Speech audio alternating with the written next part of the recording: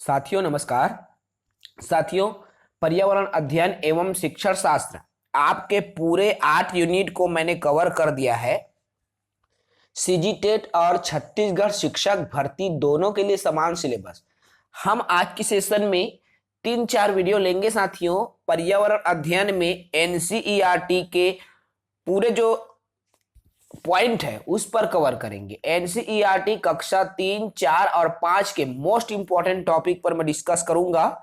3-4 video हम बनाएंगे और इन तीनों वीडियो में पूरा कंप्लीट कर देंगे। एनसीईआरटी की हमारी क्लासेस रहेंगी और इस क्लासेस में हम पूरे विषय बिंदुवार हम चर्चा करेंगे, चैप्टर वार हम चर्चा करेंगे। ठीक है, तो ईवीएस की विषय वस्तु में आपको पढ़ना है परिवार और दोस्त, रिश्ते, काम, खेल, ये सभी के बारे में आप पढ़ोगे।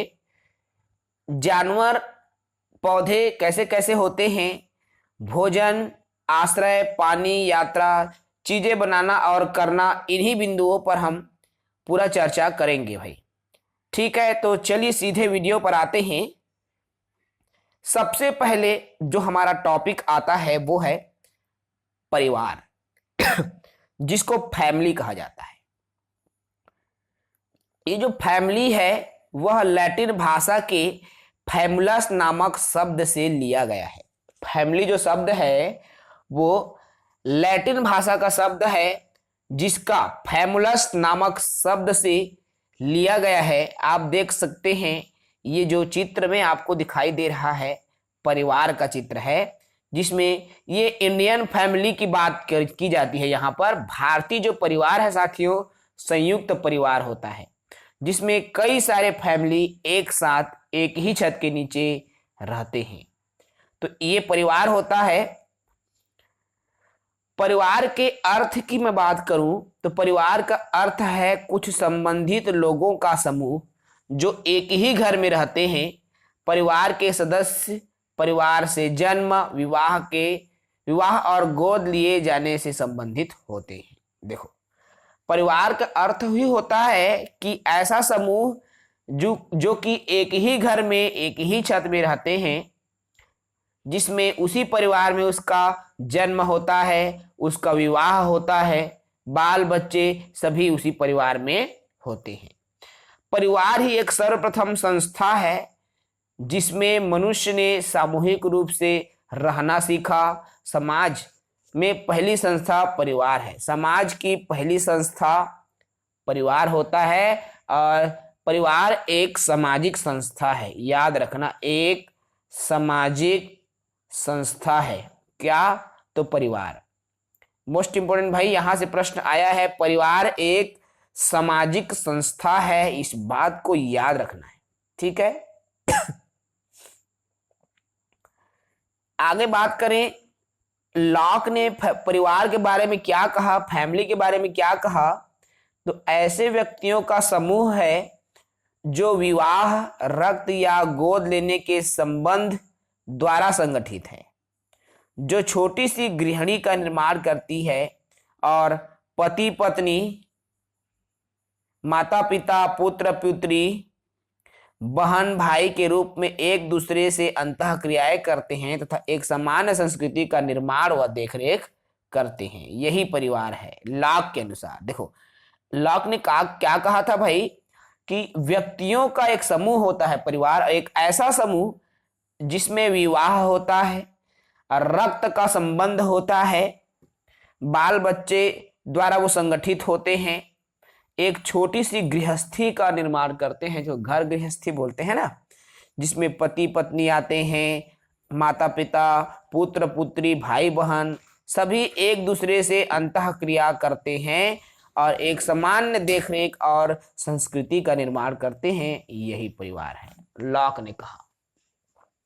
परिवार के संबंध में दूसरी परिभाषा डॉकरमैन ने दी। तो डॉकरमैन ने क्या कहा साथियों, परिवार वह समूह है जिसमें पुरुष गृहपति होता है, उसकी स्त्री या स्त्रियों और उनके बच्चों को मिलाकर बनता है, और इसमें कभी कभी एक या एक से अधिक अविवाहित पुरुष भी होते हैं। देखो, डॉकरमैन ने कहा कि परिवार एक ऐसा समूह है जिसमें पुरुष गृह प्रति होता है, मतलब पुरुष प्रमुख होता है, जिसमें स्त्री और उनके अन्य बच्चे भी उसमें मिले होते हैं।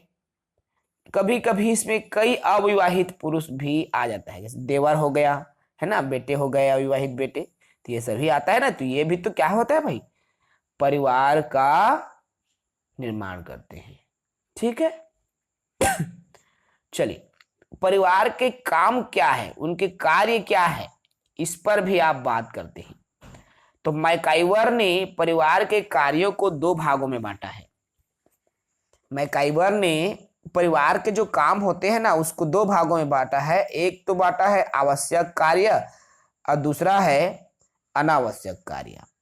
तो सबसे पहले आता है आवश्यक कार्य, जैसे आर्थिक क्रियाकलाप। भाई ये आवश्यक है, जब तक आप आर्थिक संसाधन, आर्थिक अर्थात धन संपत्ति रुपया पैसा के लिए यदि आप कुछ कार्य नहीं करोगे, क्रिया नहीं करोगे, तो आप घर की जीविकोपार्जन कैसे कर पाओगे, है ना।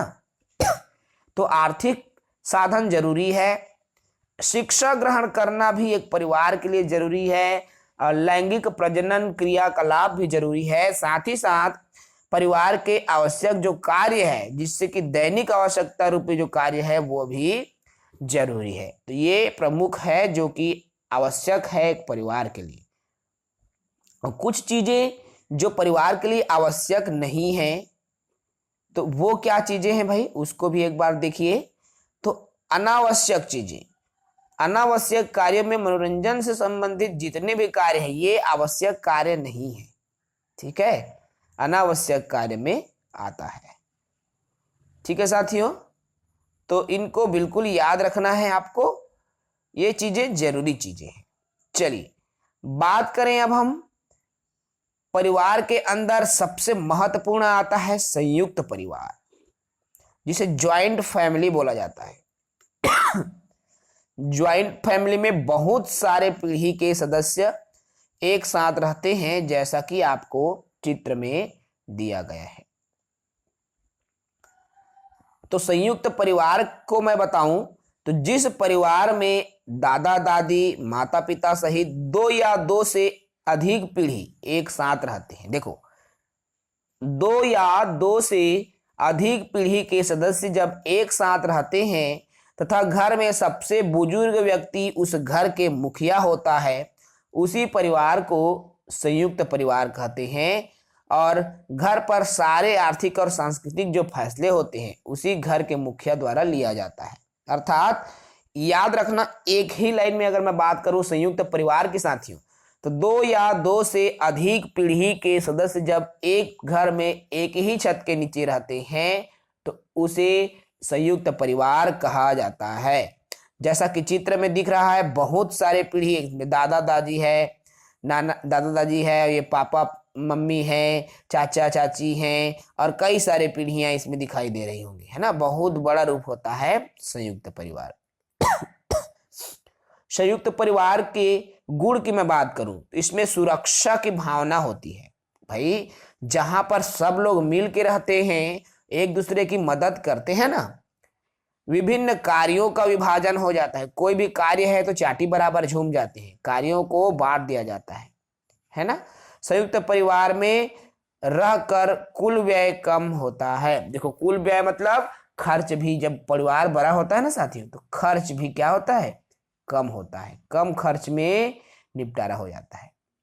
चरित्र निर्माण में भी यहाँ सहयोग देता है। मैं हमेशा कहता हूँ साथियों, जहाँ कई पीढ़ी के सदस्य है, जो बच्चे होते हैं, जैसे दादा दादी, सभी पीढ़ी के सदस्य हैं, तो बच्चों का चरित्र निर्माण भी अच्छा होता है। अच्छा बच्चा क्या बनता है, व्यवहारिक बनता है, उसमें संस्कार आते हैं, क्योंकि रिश्तों की समझ उनको होती है उस परिवार में। ठीक है,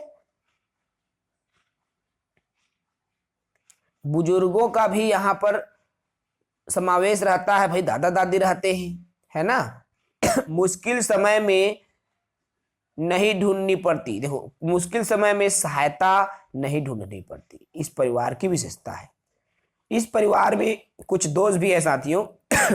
देखो, इस परिवार में क्या दोष हैं संयुक्त परिवार में, कठोर नियंत्रण।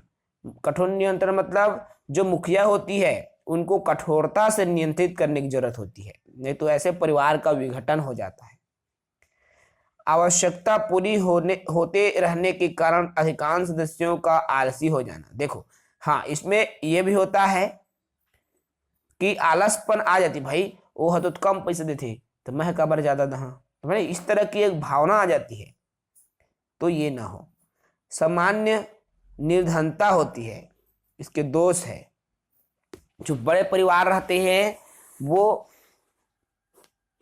निर्धन होते हैं, इसलिए होते हैं क्योंकि भाई उनकी जो समग्र पूंजी क्या होती है, एक साथ होने से वो समग्र पूंजी से वो बड़ा आदमी है, लेकिन जब उनके पूंजी का विघटन करके देखोगे आप, हर सदस्य में जब उस पूंजी को बांट के देखोगे, वो सामान्य निर्धन ही होता है ना भाई।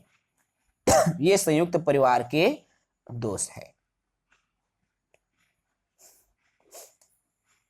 देखो, अगर परिवार का कोई सदस्य दुर्व्यवहार करता है तो उसका असर परिवार के बाकी सदस्य पर पड़ता है। मतलब भाई एक दूसरे से सभी बंधे हुए हैं ना संयुक्त परिवार से, एक व्यक्ति अगर गलत व्यवहार करेगा तो उसका प्रभाव अन्य सभी पर पड़ता है। ऐसी परिवार में पैसे और खर्च को लेकर छोटी मोटी बातें होती रहती है, ये तो सभी जानते हैं। और संयुक्त परिवार में एक मत नहीं होता तो किसी भी चीज के निष्कर्ष तक पहुंचने में समय लगता है। अगर संयुक्त परिवार में अगर एक मत ना हो, ऐसी स्थिति में निष्कर्ष लेना मुश्किल हो जाता है। क्लियर है संयुक्त परिवार में। अब आता है एकल परिवार। देखो भाई, एकल परिवार जिसमें माता पिता और उनके 2 अविवाहित बच्चे हों, चाहे बेटा बेटी हो या दोनों बेटी हो, ठीक है। माता पिता और उनके अविवाहित बच्चे से एकल परिवार का निर्माण होता है। चित्र देखो, समझ में आ जाएगा। देखो, संयुक्त परिवार का जब विघटन होता है तो वही एकल परिवार में जन्म लेता है, और एकल परिवार में पति पत्नी तथा उनके अविवाहित बच्चे होते हैं। मैंने अभी कहा माता पिता और उनके अविवाहित बच्चे, अर्थात पति पत्नी और उनके अविवाहित बच्चे होते हैं, ठीक है। एकल परिवार की गुण की मैं बात करूं तो एकल परिवार में व्यक्ति अपने परिवार के जिम्मेदारियों को ज्यादा अच्छे से समझता है। इसमें अपने परिवार की जिम्मेदारी को और अच्छे से समझता है, बेहतर ढंग से करता है। इसमें क्या होता है, व्यक्ति जो कमाता है उसके बच्चे को ही उसका जो फायदा है वो मिलता है एकल परिवार में, ठीक है। कम बजट, इसमें बजट तय करके सेविंग भी किया जा सकता है, बचाया भी जा सकता है। और एकल परिवार में मतभेद की स्थिति कम होती है। पोषण अच्छे से मिलता है भाई बच्चे को, है ना। निर्णय लेने में आजादी होती है, वे अपने हिसाब से निर्णय ले सकता है। लेकिन इसमें कुछ दोष भी हैं साथियों। एकल परिवार में व्यक्ति को हर समस्या के लिए अकेले ही लड़ना पड़ता है, सबसे बड़ा दोष है। किसी भी छोटी बड़ी परेशानी में व्यक्ति की सहायता करने वाला कोई भी नहीं होता जो एकल परिवार में होता है। एकल परिवार में त्योहारों का आनंद नहीं आता, क्योंकि कम लोगों में त्योहार का मजा नहीं आता है। बच्चों में अकेले रहने की आदत पड़ने लगती है, जिससे उनमें तालमेल की भावना विकसित नहीं हो पाती। अगर माँ बाप दोनों वर्किंग है तो बच्चे की अच्छी तरह से परवरिश तक नहीं हो पाती। ये एकल परिवार के दोष हैं जिनका प्रभाव बच्चों पर भी पड़ता है। ठीक है साथियों, तो समझ में आ गया होगा एकल परिवार और संयुक्त परिवार क्या होता है। संयुक्त परिवार को मैंने कहा 2 या 2 से अधिक पीढ़ी के सदस्य एक साथ एक ही छत के नीचे रहते हैं, उसको संयुक्त परिवार कहा जाता है। एकल परिवार की मैं जब बात किया तो मैंने कहा कि पति पत्नी और उनके अविवाहित बच्चे एकल परिवार का हिस्सा है, अर्थात पति पत्नी और उनके अविवाहित बच्चों से एकल परिवार बनता है। ठीक है, तो संयुक्त और एकल परिवार को याद रखेंगे भाई, मोस्ट इंपॉर्टेंट है। अब बात करेंगे मित्र, फ्रेंड्स। मित्र क्या है? देखो, तो बालकों के कार्यों में उसका सहयोग करने वाला, उसके साथ खेलने वाला बालक ही उसका मित्र कहलाता है। भाई मित्र तो वही है जो बचपन में मेरे साथ खेला, मेरे हर सुख दुख में वो सहयोग कर रहा है। आवश्यक नहीं है कि सभी बालकों के साथ ऐसा संबंध हो, अर्थात अच्छे मित्रता का संबंध हो। तो जिन बालकों के साथ बालक का साथ संबंध अच्छा होता है तथा जिसके साथ वह खेलना, रहना, पढ़ना, लिखना पसंद करता है उसे ही मित्र कहा जाता है। मित्र एक ऐसा रिश्ता है जिसे हम स्वतंत्र रूप से अपनाते हैं। हमें कोई उस पर थोप नहीं सकता, कोई हमें जिद नहीं कर सकता कि ई चलता मित्र बना। भाई अपने स्वेच्छानुसार किसी को पसंद या नापसंद करके हम मित्र बनाते हैं। ठीक है। अच्छे मित्र की संगति यदि होती है साथियों तो आपके मित्र भी अच्छे बनते हैं, और यदि बुरे संगति मिलती है तो आपके मित्र भी बुरे हैं तो आप बुरे बन जाओगे। अच्छे मित्रता से अच्छे बनते हो। साथियों सीजीटेट 2024 के लिए यदि आप क्लास लेना चाहते हो तो हमारे साथ क्लास ले सकते हो। अलग अलग विषयवार क्लासेस है, पेड क्लास हैं जो आप सभी देख रहे हो, सभी पेड क्लास के ही स्टूडेंट हो। ठीक है, तो आप सभी पेड क्लास बिल्कुल आनंद ले सकते हो। तो चलिए इस तरह से आपके फर्स्ट वाला चैप्टर हमने कंप्लीट कर दिया है। फर्स्ट चैप्टर में हमारा था साथियों, इंपॉर्टेंट चीजों पर ही हम बात कर रहे हैं। ठीक है, हमने फर्स्ट चैप्टर में क्या क्या देखा?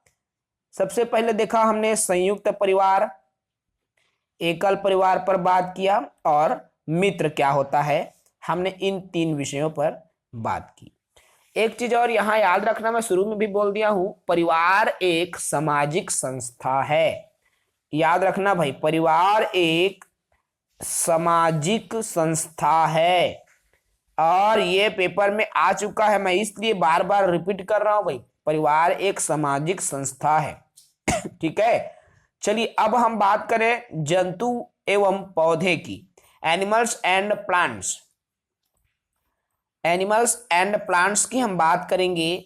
सबसे पहले मैं बात करूं पौधे की, उसके बाद हम आगे बढ़ते चलेंगे। तो पौधे जैसा कि चित्र में आपको दिख रहा है, इस चित्र में समझ में आ गया होगा कि कोई भी पौधा है उसमें एक तो फूल होता है, दूसरा उसमें बीज भी निकलता है। ठीक है, बीज से फूल बनता है, पहले फूल बनता है फिर बीज बनता है, इस तरह है ना। तो बीज भी होता है, फूल भी होता है, पत्ते होते हैं, उनमें जो डाली जैसा रहता है ना, तना होता है, और नीचे में उसके जड़ होते हैं। तो पहले इसको पहचानो, किसको तना बोलते हैं, किसको जड़ बोलते हैं, किसको फूल बोलते हैं, और किसको पत्ते और बीज बोला जाता है। ठीक है। चलो देखो, पौधे पर्यावरण एवं पारिस्थितिकी तंत्र के लिए अति आवश्यक होते हैं, क्योंकि यह पारिस्थितिक तंत्र के लिए ऊर्जा उपलब्ध कराता है। इसके अलावा मनुष्य तथा जीव जंतु भी अपने खाद्य पदार्थों का अधिकांश भाग पेड़ पौधों से ही प्राप्त करते। देखो भाई, ये जो जितने भी पेड़ पौधे होते हैं ना, पौधे जो है पर्यावरण और पारिस्थितिकी तंत्र के लिए आवश्यक है। क्यों आवश्यक है आप सभी जान रहे हो। पेड़ पौधे यदि पर्यावरण में अच्छे हैं, अच्छे मात्रा में हैं, तब हमारा जो पर्यावरण है एकदम से बैलेंस के साथ, संतुलन के साथ चल रहा है। और अब पेड़ों की कटाई हो रही है साथियों, तो आपने देखा होगा असंतुलन की स्थिति हो गई है। आप जिस जगह में भी रहते हो आपने अनुभव किया होगा, गर्मी पड़ती है बहुत। गर्मी क्यों पड़ रही है? ग्रीन हाउस इफेक्ट के कारण। तो ये सब पर्यावरण में संतुलित ना होने की वजह से पेड़ों की ज्यादातर हम कटाई कर रहे हैं, ये सभी वजह बनता है। ठीक है, और इस पेड़ पौधों से अधिकांश भाग से जो मनुष्य है खाने की सामग्री उसको मिलता है, खाद्य पदार्थ सामग्री मिलता है। ठीक है, प्रायः में सभी पौधों में प्रायः जड़ होता ही है, तना, पत्ती, फल और फूल, ये 4-5 जो है सभी पौधों में पाए जाते हैं, और इनके विकास भी अलग अलग होता है, इनके अलग अलग पार्ट भी हैं। आइए हम इन पार्ट को बात करेंगे। सबसे पहले होता है जड़। यह पौधे का वह भाग होता है जो भूमि के अंदर होता है। जड़ 2 प्रकार के हैं। देखो, वह भाग जो भूमि के अंदर होता है वो जड़ कहलाता है साथियों, और इसके 2 भाग है। देखो, पहले ये जो जड़ है ये मिट्टी है, जो आपको दिखाई दे रहा है ना, मिट्टी है। और इसी में जड़ 2 प्रकार है, मूसला जड़ और अपस्थानिक या रेशेदार जड़। देखो, जो मूसला जड़ है इधर आपको दिखाई दे रहा है, जैसे गाजर की जड़, चुकंदर की जड़, ये सभी मूसला जड़ हैं। और अपस्थानिक जड़ जैसे धान वगैरह से जो रेशेदार निकलती है ना, मैंने जड़ की जो क्लासेस ले लिया है भाई, फिर भी ये एनसीईआरटी के बुक में है, इसलिए मैं रिवाइज कर रहा हूं। देखो रेशेदार जड़ एकदम बारीक रेशा जैसे दिख रहा होगा, ये रेशेदार जड़ है। धान, मक्का इत्यादि में ये जड़ मिलता है, ठीक है। गाजर मूली में जो जड़ मिलता है ना, उसको मूसला जड़ कहते हैं, अर्थात नीचे में जो फल आकार में मोटा मोटा होता है, ये मूसला जड़ है, ठीक है। समझ गए भाई ये दोनों जड़ को। चलिए इसके एग्जाम्पल में भी आपको यहां दिखाई दे रहा है, देख पा रहे होंगे। मूसला जड़ में चना, मटर, गाजर, मूली, अर्थात जिसमें फल नीचे की ओर हमें प्राप्त होती है ना, ज्यादातर अक्सर देखो चना, गाजर, मूली, सरसों, आम, नीम इत्यादि, आम के भी आपको जड़ जो है मूसला जड़ ही मिलेंगे, फल जरूरी नहीं है कि नीचे हो, ठीक है। अपस्थानिक या रेशेदार जड़, मैंने कहा धान, गेहूं, मक्का की बात की तो वो होता है, ठीक है। जड़ के महत्व पर मैं अगर बात करूं तो यह पौधों को जमीन से पकड़े रखता है। कोई भी पौधा है वो मजबूती कैसे उनको मिलती है साथियों, उसका जड़ ही उनको मजबूती प्रदान करता है, क्योंकि वह मिट्टी को अच्छे से पकड़ के रखता है, जिससे कि वह पानी में, हवा में वो जो है पौधा जमीन से बाहर नहीं आता है ना, वो जड़ की वजह से। जमीन में जितने भी जल और खनिज पदार्थ को, पोषक तत्व को उसी जड़ के माध्यम से पौधा प्राप्त करता है। जड़ ही पोषक तत्व को अवशोषित करता है साथियों, उसी को वो उसी के माध्यम से ग्रहण करता है और भोजन का भी भंडारण करता है। ठीक है, देखो उसके बाद हमारा आता है तना। तना वाला भाग हमने बताया। तना क्या है भाई, जो मेन जो प्रमुख डाली होती है ना, ये तना है, नीचे का जो जड़ होता है ना, तो ये तना वाला भाग है। अब ये तना को देखो, यह वह भाग है जो प्रायः भूमि के ऊपर रहता है तथा तना हरा और भूरा रंग का होता है। देखो आपने देखा होगा कई पेड़ के जो तने होते हैं हरे रंग के होते हैं, और बड़े बड़े जो तने हैं वो भूरे रंग के भी आपको देखने को मिलते हैं। और इसी तने से टहनियां भी निकलती है और पत्तियां भी निकलती है। ठीक है, तने के क्या महत्व हैं? तने के देखो महत्व पर बात करूं तो जड़ द्वारा अवशोषित जल व खनिज पदार्थ पत्ती, पौधे, अन्य भागों में पहुंचाने का काम करता है तना। भाई यही मेन लाइन है। और जड़ से जो सोख रहा है वो तने के माध्यम से विभिन्न डालियों तक भी पहुंचता है, पत्तियों तक पहुंचता है ना। आलू, अदरक जैसे कुछ तना जमीन के अंदर भी होते हैं जिनको हम खाते हैं। देखो आलू, अदरक के जो तने होते हैं ना वो जमीन के अंदर होते हैं जिसको हम खाते हैं। पौधों के प्रकार की मैं बात करूं यहां पर, ठीक है। अब हम बात करते हैं पौधों के प्रकार की। तो भौतिक विशेषता और आकार के आधार पर पौधों के अनेक वर्गीकरण है। तो पौधों के आकार के आधार पर बात करें तो 3 प्रकार के पौधे होते हैं। आकार की बात करते हैं तब क्या क्या 3 प्रकार के हैं? एक तो शाक, झाड़ी और वृक्ष। देखो भाई, शाक, झाड़ी और वृक्ष 3 प्रकार के पौधे होते हैं। सबसे पहले मैं बात करूं शाक पौधा क्या है, तो इनका आकार छोटा होता है, इसमें तने मुलायम होते हैं, हरे रंग का होता है, जैसे गेहूं, धान, घास, पुदीना आदि। ये सभी क्या है भाई? आपका शाक वाला भाग है, इसे शाक वाला प्रकार है तने की।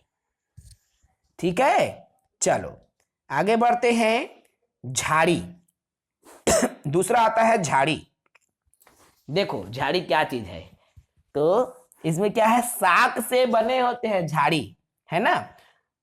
इसका तना कठोर होता है पर ज्यादा मोटा नहीं होता। देखो झाड़ी शाक से ही बनता है लेकिन इनका तना कठोर होता है, ज्यादा मोटा नहीं होता। इसमें जो सारी, इसमें कोई शाखाएं, बहुत सारी शाखाएं इसमें होती है, जमीन से थोड़े ऊपर से ही निकलती है, जैसे नींबू, मेहंदी, गुलाब।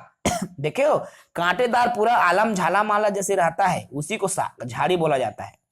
जैसे नींबू का पेड़ देखे हो पूरा कांटेदार घुंघरालू टाइप का होता है ना, मेहंदी का पेड़ भी ऐसा ही होता है, गुलाब के पेड़ भी ऐसे ही होते हैं। इसी को तो बोलते हैं मित्रों क्या, झाड़ी। ठीक है। तीसरा देखो भाई इसमें वृक्ष। अब वृक्ष जब सुनते हो ना तो आंख के सामने क्या छवि बनती है, क्या अवधारणा बनती है, एक बहुत बड़ा पेड़, है ना। वृक्ष से यही अवधारणा बनेगी ना भाई हमारे दिमाग में। तो इनका आकार बड़ा होता है। वृक्ष में एक मुख्य तना होता है, जैसे बरगद का वृक्ष ये मैंने बना दिया, ये मुख्य तना हो गया, इधर तो जड़ है इस तरह से। तो एक मुख्य तना होता है जिसमें बहुत सारे ऐसे डालियां डालियां निकली रहती है ना, कई सारी शाखाएं जिसको बोलते हैं निकलती है। इन्हीं शाखाओं पर पत्ती निकलता है, फूल और फल लगते हैं, जैसे आम, नीम, नारियल, जामुन आदि। ठीक है भाई, ये वृक्ष होता है। इसके बाद में एक और आता है, वो है लता। आपको भले ही नहीं पता लेकिन हम बताएंगे क्या है लता। आइए फिर लता की बात करें। देखो लता क्या है, यह पौधे होते हैं जो अत्यंत कमजोर हैं। देखो यह एक प्रकार का पौधा ही है जो कमजोर होता है, जो स्थिर नहीं होता। इनको स्थिर रहने के लिए सहायता की आवश्यकता होती। भाई आपने लता मतलब अगर मैं अपनी भाषा में कहूं, आपकी भाषा में कहूं तो नार। लता मतलब नार। तरोई नार, डोड़का नार, सेमी नार, देखे कतका कमजोर रहते, एकदम कमजोर संगवारी हो। और अगर ओला बचाना है आप मन ला तो ढेकरा गरियाब लागथे। ढेकरा गरियाथन बोलथन ना भाई, ओला सपोर्ट देहे बर तो ढेकरा गरियाब लागथे, वही में मन चरथे, नार हा तो जीवित रहथे। समझ रहे हो। और इनके अर्थात इस लता के दो प्रकार हैं, दो वर्ग होते हैं। क्या क्या होते हैं, एक तो होता है संगवारी हो विसर्जी लता और दूसरा आरोही लता। अब विसर्जी लता क्या होता है, सामान्य रूप से यह लताएं जमीन के बहुत बड़े भूभाग पर फैलती है, जैसे खीरा, तरबूज, खरबूज, पुदीना। ये जो लताएं हैं ना, इनकी लता ज्यादा बड़ा होता है, बड़का बड़का नार होते हैं मन, है ना। आरोही लता काय होते भाई, इसको भी मैं दिखा रहा हूं आपको। देखो जो ये लताएं हैं किसी ढांचे की सहायता से सीधे खड़ी होती है। देखो ये जो लता है उसको मान लीजिए ढेकरा गड़िया दिए है, वो सीधा जाएगा ऊपर, है ना। इसमें वृक्ष के तनों के चारों ओर ये लिपट भी जाता है, जैसे मनी प्लांट, अमरबेल। अमरबेल से फेंक दोगे ना तो वो जाग जाता है। ऐसी लताएं आरोही लता कहलाता है। समझ गए लता, जो मेरे क्लास में लता होंगे भाई, आप सभी को बोल रहा हूं मैं, लता को बस नहीं बोल रहा हूं। तो चलिए देखो, अब हमने वृक्ष के बारे में भी देखा, इसको चित्रों के बारे में समझ लिए, चित्र से कुछ विशेष वृक्ष। ठीक है, जैसे देखो ये पत्तियां होती है, नीचे में उनके जड़ होते हैं और मेन शाखा होती है ना, मेन तना जिसको बोलते हैं। तो इस तरह से वृक्ष का भाग होता है। ये देखो, ये जो आपको चित्र में दिखाई दे रहा है ना संगवारी हो, ये है बरगद का वृक्ष, जो आपको चित्रों के माध्यम से प्रदर्शित हो रहा होगा। ये बरगद का वृक्ष है। और ये जो बरगद का वृक्ष है ना, बहुवर्षीय विशाल वृक्ष होता है, अर्थात सालों साल, कई सौ साल तक ये जीवित रहता है। इसे वट या बड़ वृक्ष भी कहा जाता है। बरगद, वट या बड़ वृक्ष भी कहा जाता है। हमन बड़ पेड़ हमन बोलता ना भाई, तो बड़ पेड़। और इस पेड़ की विशेषता पर भी आप ध्यान दो, यह एक द्विबीजपत्री सपुष्पक वृक्ष है जिसका तना सीधा एवं कठोर होता है। ठीक है। तो द्विबीजपत्री ना, यह एक स्थली होता है, द्विबीजपत्री समपुष्पक होता है। यह हमारे देश का राष्ट्रीय वृक्ष कहलाता है। कौन? बरगद। इसकी जो शाखाएं हैं, जड़ों निकलती है और हवा में लटकती रहती है। इसी जड़ को स्तंभ जड़ कहा जाता है। देखो इसकी शाखा से भी जड़ निकल जाती है। देखो ये लटका हुआ है ना, ये जड़ हवा में लटकने लगती है और इसी जड़ को स्तंभ जड़ें कहा जाता है। याद रखना, जब स्तंभ जड़ के उदाहरण आपको देना हो तो आप वट वृक्ष का उदाहरण देंगे। ठीक है। इसकी पत्ती, शाखा, कलियाएं तोड़ने से दूध जैसा रस निकलता है जिसे लेटेक्स अम्ल कहा जाता है, लेटेक्स अम्ल कहा जाता है। ठीक है भाई समझ गए बर पेड़ को। और ये आप प्रायः कई सारे घरों में देखने को मिलता है। एक पत्ती होता है और पत्ती में दानेदार जाना माना वो लिपे पोते रहते तो वही माँ बिंदु बिंदु छिटके रहते ना, बस वैसने दिखाई देते संगवारी हो। तो इस पौधे को क्या बोला जाता है? क्रोटन। क्या बोलते हैं भाई? क्रोटन का पेड़। तो इस पौधे का मुख्य फसल के साथ बोया जाता है, पौधे को मुख्य फसल के साथ बोया जाता है। यह पौधा यह बता देता है कि फसल को कब पानी चाहिए। देखो ये स्वतः बताएगा आपको कि इसको कब पानी चाहिए, और इसकी जो जड़ है ज्यादा जमीन के नीचे नहीं होती है, ठीक, इसीलिए इसको गमला में बो दिया जाता है। जब इसके पत्ते मुरझाने लगते हैं तो पता चल जाता है कि फसल को पानी की जरूरत है। ठीक है उसके बाद वाला चित्र में ध्यान से देखो भाई, ये किसका चित्र है? केला। तो केला जाएंगे मेला, है ना, खाएंगे केला, जाएंगे मेला, खाएंगे हम अकेला अकेला। तो देखो भाई केले का वृक्ष सभी ने देखा होगा, उसका जो पान होता है ना बड़ा बड़ा होता है, बड़े बड़े पान होते हैं। तो ये जो केला है उनकी मैं बात करूं तो ये प्रभावशाली ऊंचाइयों तक पहुंच सकता है। 30 मीटर से भी अधिक ऊंचा होता है। व्यास में 2 मीटर तक की मोटी ट्रंक के साथ में ये जो केला का पेड़ होता है। ठीक है, केले के फूल भी आते हैं और फल दोनों हैं खाने योग्य, अर्थात केला के फूल को भी खाया जाता है और केला के फल को भी खाया जाता है। केले के वृक्ष को शुभता और संपन्नता का प्रतीक माना जाता है। साथियों आप सभी जान रहे हो केले के जो पेड़ होते हैं ना वृक्ष, उसको शुभ माना जाता है और संपन्नता का प्रतीक भी माना जाता है। इसीलिए हर शुभ कार्यों में, हर पूजन के कार्यों में केले का प्रयोग किया जाता है, केले का पत्ती का प्रयोग किया जाता है, केले के फल का भी उपयोग किया जाता है। ठीक है भाई, उसके बाद में जो आपको चित्र दिखाई दे रहा होगा खेजड़ी, जिसके पत्ती को देखो इमली पत्ती जैसा दिख रहा है ना, और ये पेड़ जो दिख रहा है आपको देख सकते हो ये खेजड़ी का पेड़ है, इसी को बोलते हैं खेजड़ी का पेड़। खेजड़ी इंपॉर्टेंट है भाई, याद रखना, मोस्ट इंपॉर्टेंट है खेजड़ी। तो चलिए खेजड़ी पर मैं कुछ बातें कर लूं, खेजड़ी क्या होता है, खेजड़ी का पेड़ क्या होता है। ठीक है, तो खेजड़ी या इसे समी का पौधा भी कहा जाता है साथियों।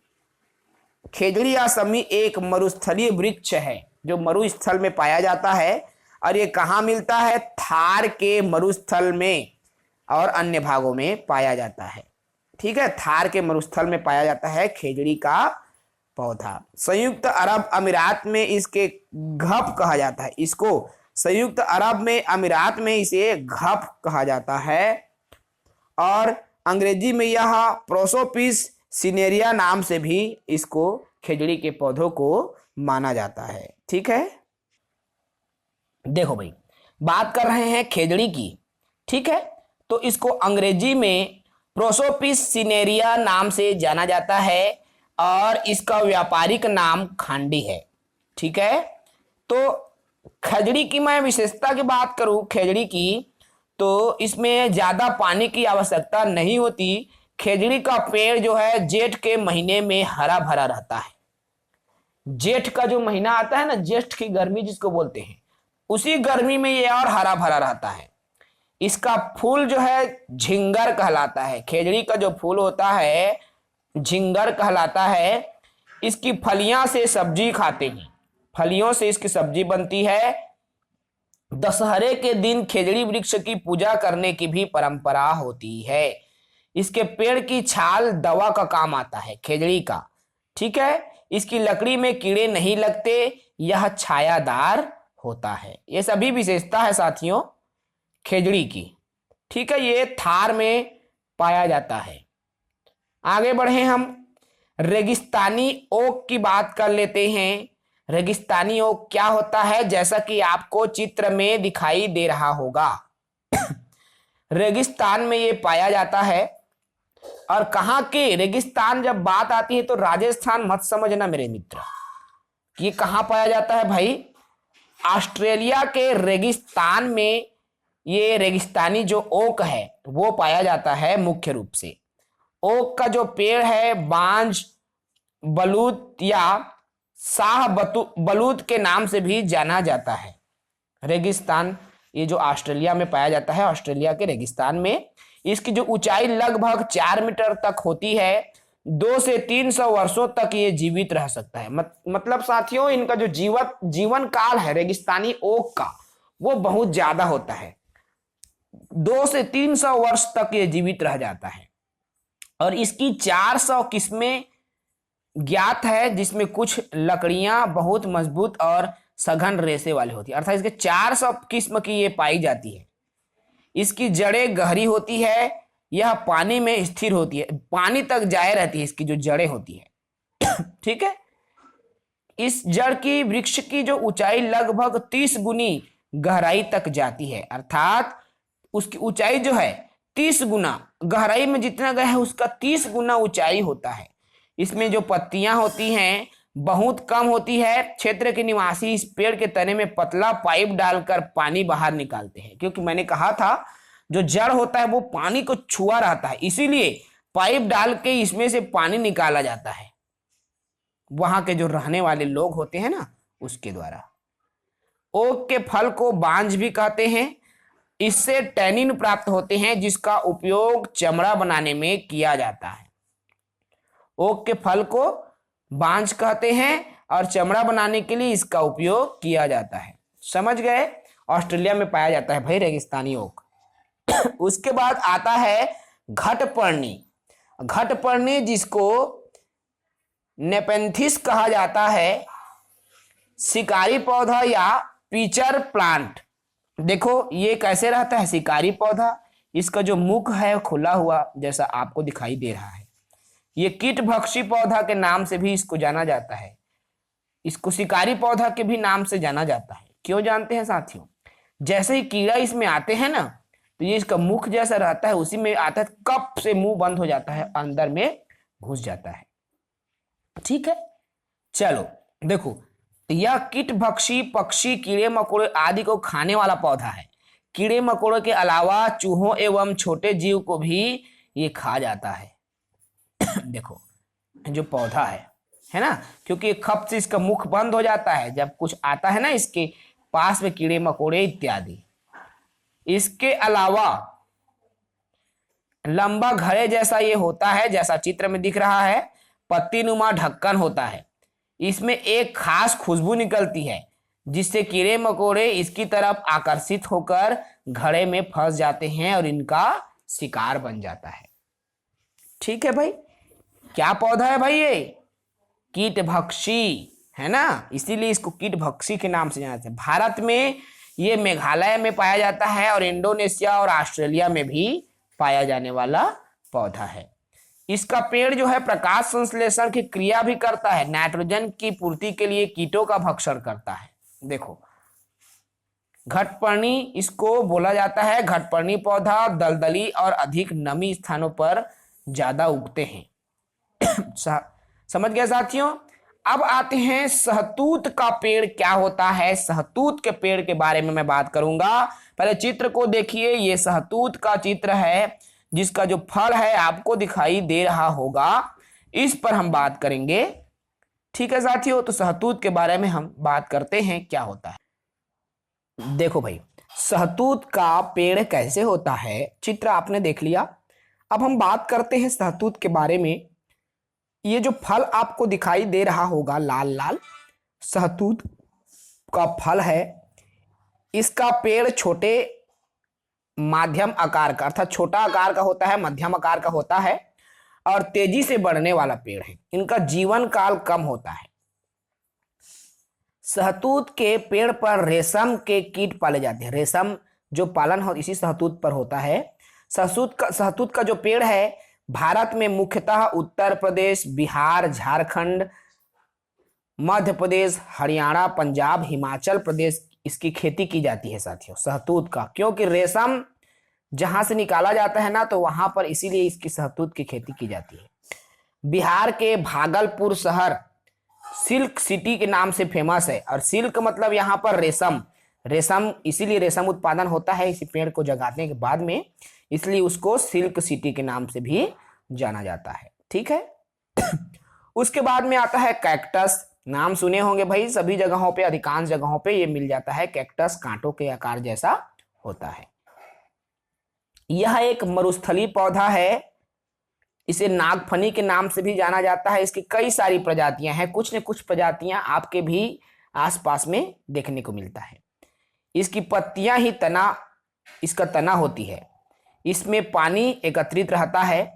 इसके ऊपर कांटे होते हैं जो जल वाष्प की क्रिया को अत्यंत धीमा बना देता है और लंबा समय तक इसे जीवित रखने में सहायक है। इसकी जो लंबाई है कुछ फीट ही होती है, कुछ फीट से लेकर 40 फीट तक की लंबाई होती है और ये अलग अलग होती है। ठीक है। कैक्टस में औषधीय गुण पाया जाता है साथियों। आर्थराइटिस नाम सुने होंगे, बीमारी, गठियावाद जिसको बोलते हैं ना, गठ में शरीर के जो जोड़ान है उसी में दर्द होता है। बवासीर होती है, तो बवासीर की बीमारियों के लिए भी कैक्टस काफी उपयोगी होता है। इसके अलावा साथियों जख्म को भरने में भी यह एंटीबायोटिक का काम करता है। ठीक है, कैक्टस। उसके बाद हम देखो, कैक्टस के बारे में हमने देख लिया, ये जितने भी है पेड़ पौधे हैं उनके बारे में हमने जान लिया इस सेशन में। हमारा अगला क्लास जंतु एवं पौधे हैं। अब जंतुओं के बारे में हम कल की सेशन में चर्चा करेंगे साथियों। आज के सेशन को हम यहीं तक रखते हैं। वीडियो ज़्यादा लंबा होगा तो आप लोग को भी समझने में कठिनाई हो जाती है। तो चलिए इस सेशन को यही समाप्त करते हैं। जय हिंद, वंदे मातरम।